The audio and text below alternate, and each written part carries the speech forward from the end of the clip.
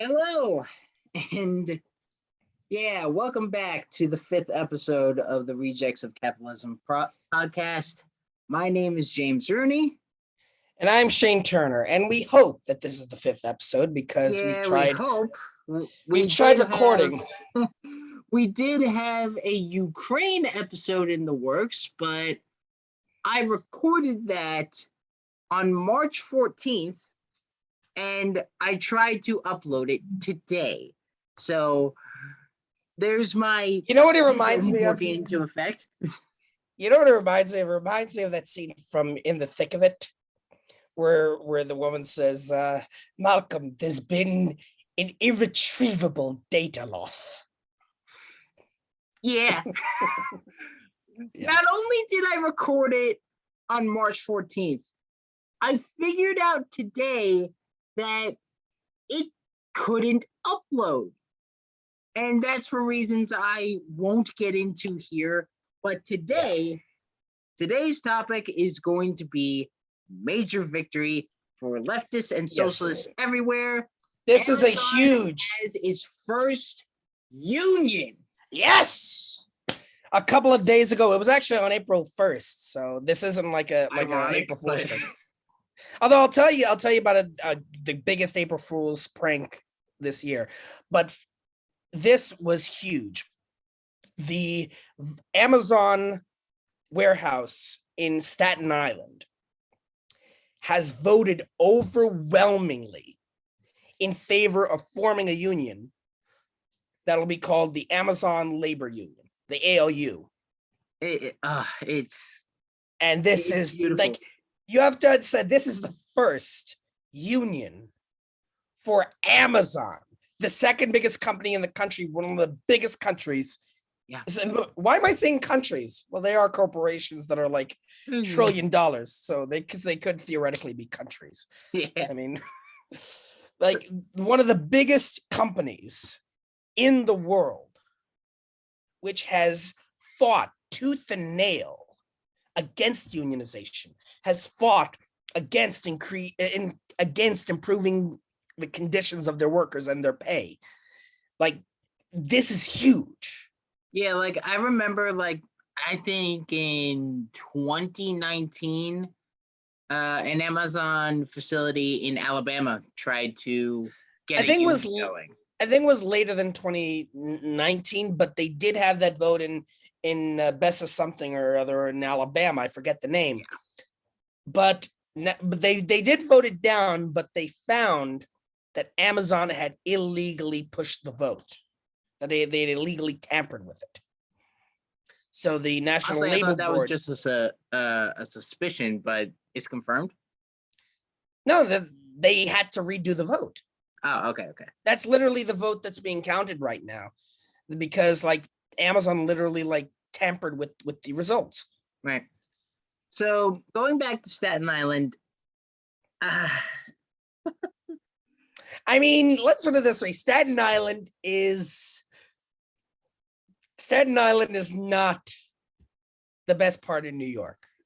Let's put it that way. I mean, get some Staten Island slander in here. Hey, I'm a Queens guy. Look, there was this like YouTube series called Glove and Boots, and they had a character, a toad, an Italian toad, who was called Johnny T, and he did this video for tourists, basically. Okay. Oh, you like, hey, how you doing? It's me, Johnny T. Here's a video on how to act in New York as a tourist. And at one point he said, like, if you want to see the great sights like this, the Empire State Building or Times Square, go see a Tom Hanks movie. If you want the real New York, come to Brooklyn, take the train to Queens, check out the Bronx, take the ferry to Staten Island. But do not get off at Staten Island. Seriously, that's where we put our garbage. Okay, that's good. That's real good. I mean, let me tell you this. My brother used to go to yeshiva in Staten Island, and there were a couple times where I had to pick him up. I hated it. Like they don't have a good train system. They don't have a good public transit system. You know, like the best part of me ever going to Staten Island is passing through on the way to New Jersey. You know, like Anyway, I will literally go to New Jersey 10 times a day than ever set foot in Staten Island. getting the Staten Island slander out of the way. Okay. We don't have much to talk about when it comes to the Amazon union because it was like just voted in like a few days before Like Friday. we're recording this. Like we're recording this on Sunday, April 3rd. I don't know when it's going This to come was out. April. No, this was on April 1st that this Right. happened. And I'm referring to today's date, well, the date of recording. Oh, yeah, we're like, it takes a while for James to upload this shit, so. Yeah. No, I will admit that. So there's not much to talk about with the Amazon union itself, but the gravity of it is Yeah, this astounding. is huge.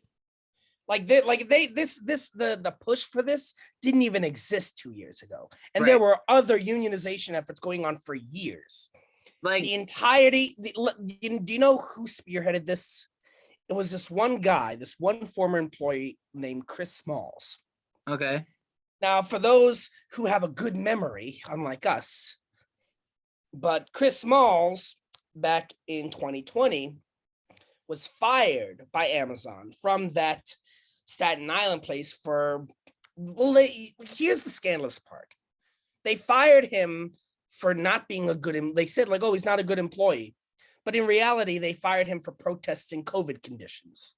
Oh, the fact, yeah, like he said, like, oh, like we're forced to come into work like with no health with no health stuff or whatever, and we're not like being told to mask or whatever. Yeah, and they fired him, and a meeting with Amazon's lawyer was leaked, where it was found that this lawyer advocated for painting Smalls as simply not a smart person. Oh my God. And also, for the record, Chris Smalls is black. So they were going to call him a black man who wasn't so smart, which is a horrible stereotype. Oh, that is not and this a good got look. leaked. This got fucking leaked. Oh my God. So, I didn't even hear about this. This was like, I heard about this a year ago. Oh my God. I mean, basically, Chris.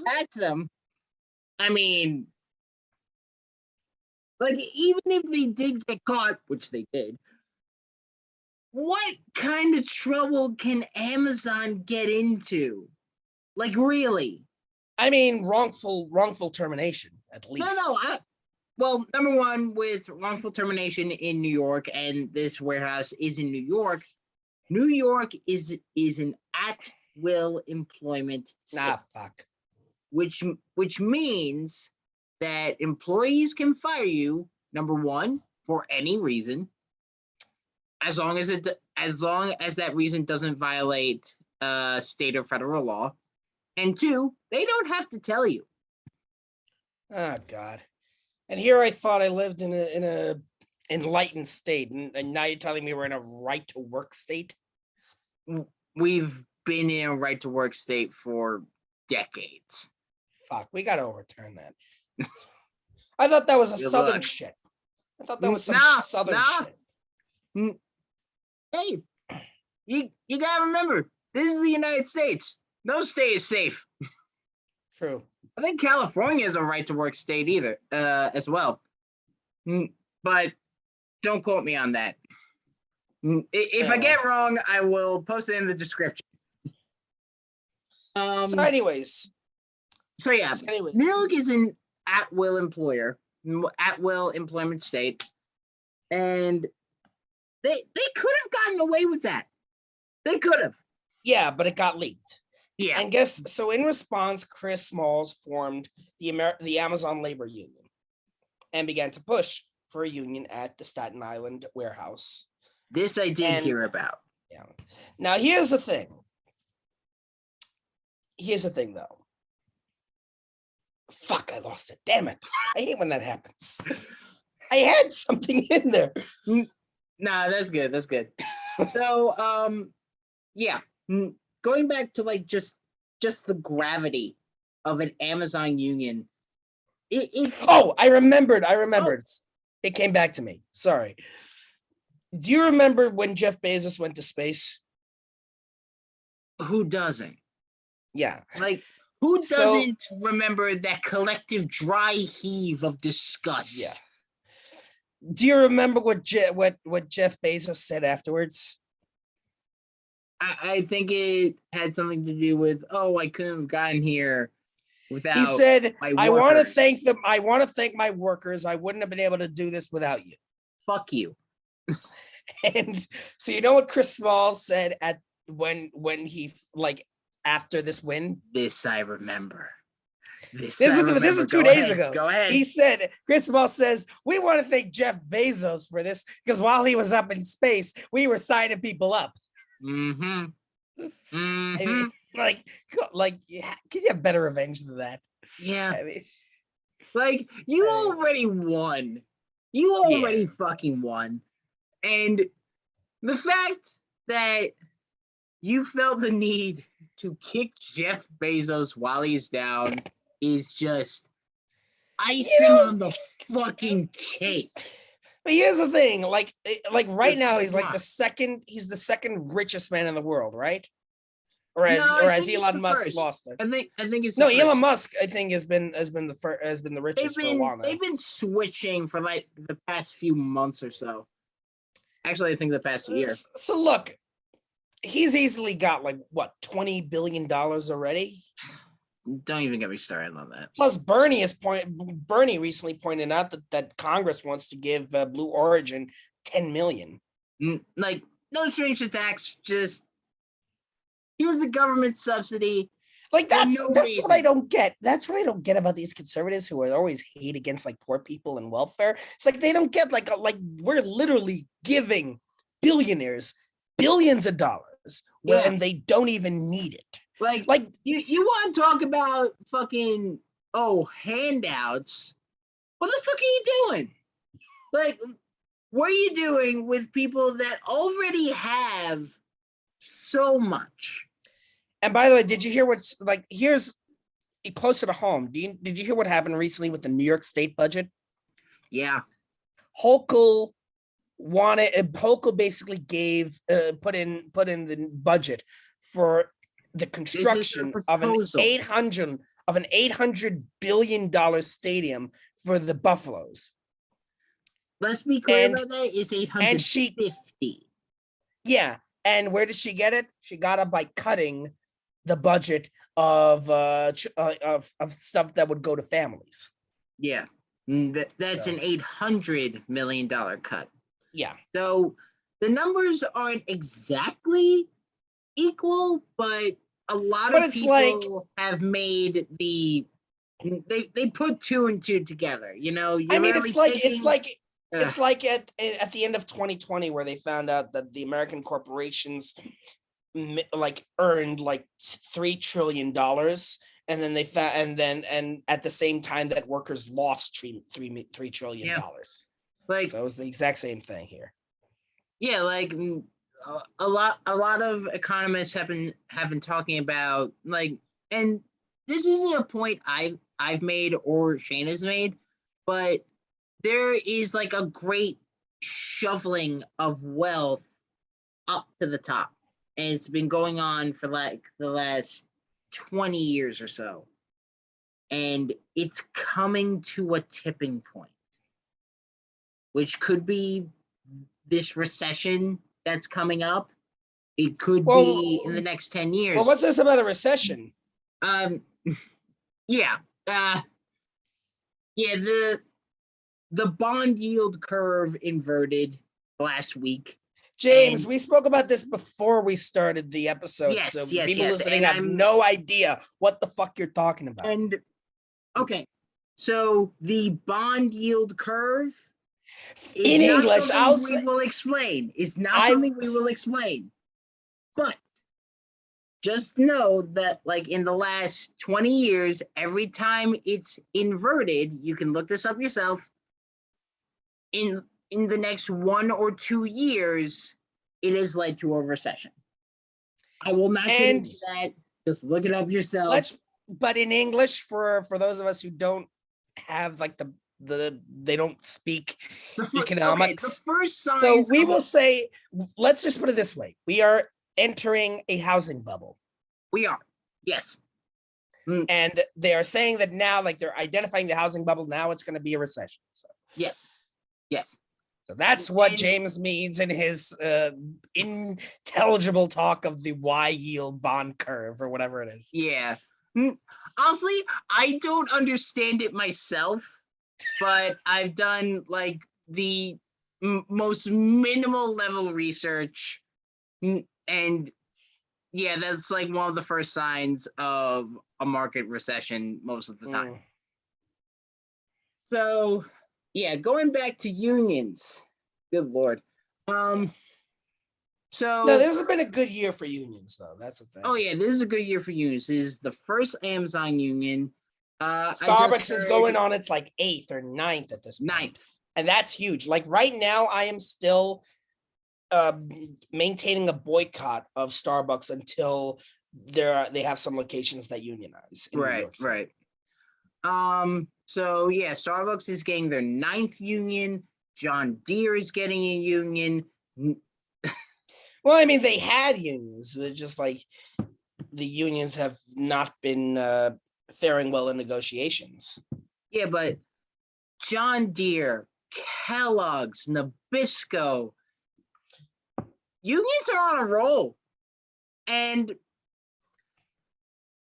I came into like the sphere of socialism with a really bad outlook. Like, capitalism is going to collapse and there's nothing to replace it, yada, yada, yada. It's going to be fucking Mad Max. But well, I mean, I'm still very like nihilistic. I'm still very like pessimistic about how the future is going to turn out, but I'm seeing signs of hope. I'm seeing like I've completely flipped when it comes to the outlook for the future, and it comes from what I can do and what I'm doing. Like, I mean, let me tie in, because like we're talking about like nihilism and pessimism over the state of the world and how like facts of like current events might be changing it. Like, what really dove me into a sense of massive pessimism and nihilism were the results of the New York City mayoral primary, in which there were like 10 candidates, 5 of which were massively progressive. Like 3 of them were conservatives, in progressive clothes, and one of them was an ex-cop, Eric Adams, and Eric Adams won. And that killed my faith in politics, because like I couldn't understand how like Eric Adams could really win, given like the history, like the of the year previous going on with defund with police brutality and stuff. Right. So Eric Adams won. Yeah. He ran again,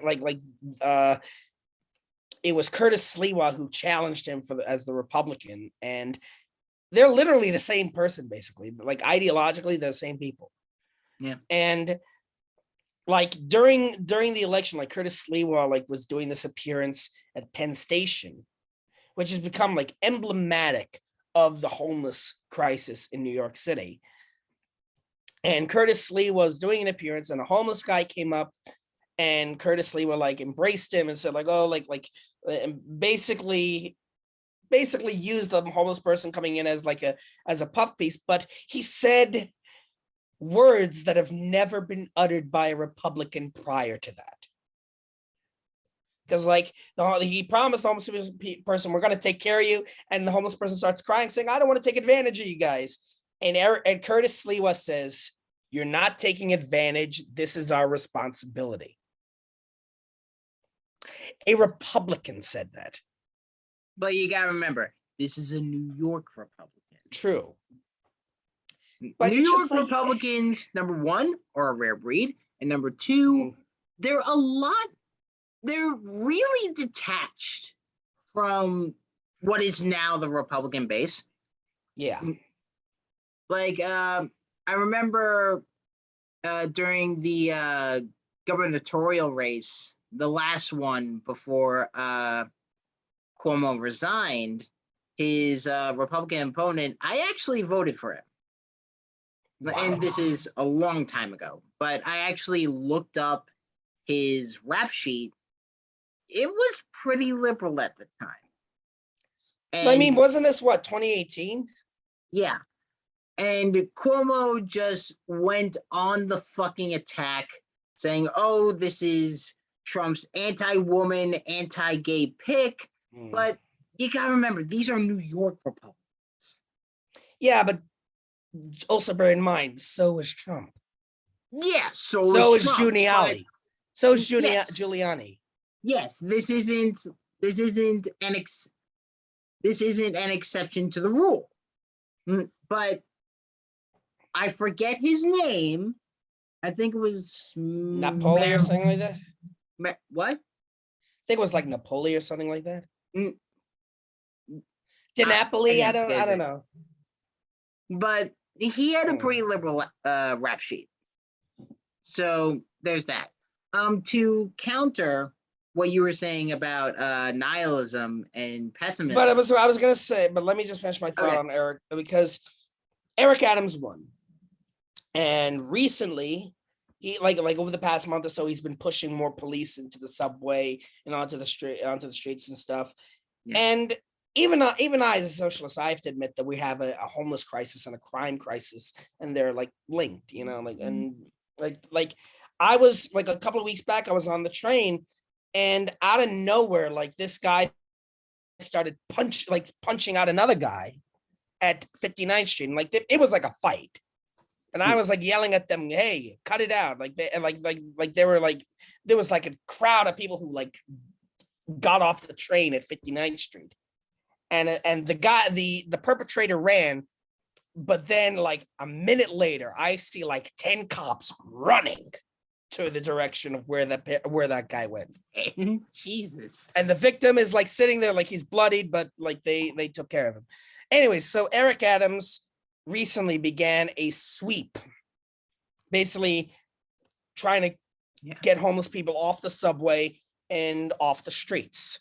Now, I don't trust Adams, and I don't trust that he is doing anything other than simple like what de Blasio did, which was basically to sweep it under the rug. Basically, you know what de Blasio did? He sent homeless families out of the city, out of the state, even. Like he gave them tickets to fucking Hawaii, basically. Sent them to New Jersey, to Pennsylvania. Like, oh, you're homeless? Here, go to this place out of the city, so you're not here. So it's not. So you're not visible. Yeah. So Adams is basically like getting rid of like homeless encampments and stuff. And originally I thought he was doing that just to and not giving the homeless people an option to go. But then I found out that he opened up a new shelter in the Bronx. And the thing looks pretty good. I mean, but then again, it could be propaganda. I mean, could be. We'll probably is. Probably is. I mean, you ask a homeless person why they don't go to a shelter. It's usually because the shelters are like prison. Like fights break out all the time. Stuff gets stolen. Like if you're going to have like a homeless shelter, like why not just have like private rooms? Right. That's what I don't get, you know? So this new place, it has like two beds and a section like cubicles or whatever. It's got like an onboard, like on-site facility. It's got like laundry. It looks okay. So if theoretically Eric Adams is taking homeless people off the street and sending them to this like shelter, that's the theory. That's like an interesting theory behind it. I'm not convinced that that's being done. I have yet to see it. But let's put it this way. Him doing it like that, I don't trust it. But something tells me it like. And I don't blame you. Like there might be something there, is what I'm saying. Right. Like I don't trust it, but there might be something there. That's what I mean by having nihilism and pessimism, but now having just a glimmer of hope. Yeah. I don't trust it, but I see counter it. that with my experience, I told you like a few weeks ago that I'm starting to grow food. Like I have a little setup where I'm growing bell peppers.